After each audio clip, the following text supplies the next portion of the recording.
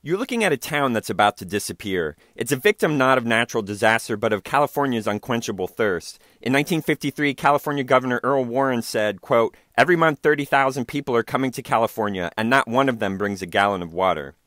And so a dam was approved that would flood the town of Monticello in Northern California by the end of the decade. Photographer Dorothea Lange sold Life magazine on the idea of documenting the final year of the town's existence in 1956 and 57. She enlisted the help of fellow Bay Area photographer Pirkle Jones for this massive undertaking. What I find fascinating about this story is that it's an exceedingly rare circumstance to know that a town is about to disappear. This gave Lange and Jones the opportunity to document each and every aspect of his systematic dismantling. Some homes were moved, others were stripped of their useful components, and the remains burned. Immense oak trees, hundreds of years old, were cut down and cleared, cemeteries unearthed, and occupants moved to higher ground.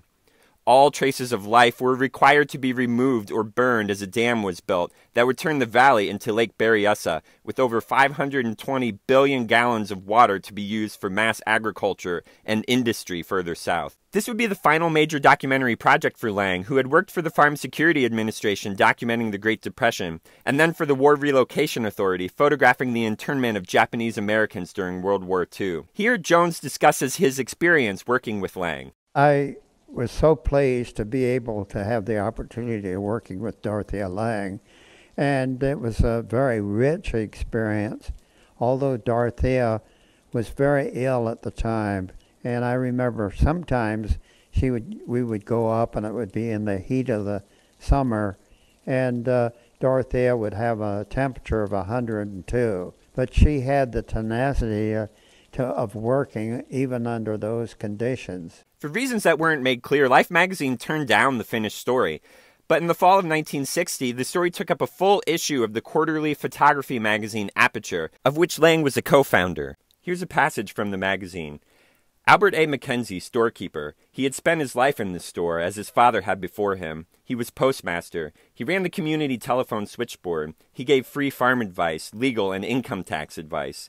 He served as a notary public and crop insurance salesman. He operated the 2 gas pumps and sold hunting licenses. He also cashed the valley's checks. All day long, over the counter, he heard orders such as, "Give me a can of brake fluid and a package of Wheaties." The town exists now only in these images, a few remnants of foundations and a bridge that can be seen during severe droughts. Today, Lake Berryessa is the largest lake in Napa County and provides water and hydroelectric power to the North Bay region of the San Francisco Bay Area. It's also known for its glory hole, which keeps the dam from overflowing. And when water levels are low, it's a popular spot for skaters to shred the 28.8-foot full pipe. I'll close with lines from the editorial in that issue of Aperture. Quote, "Bulldozers are only slightly slower than atomic bombs.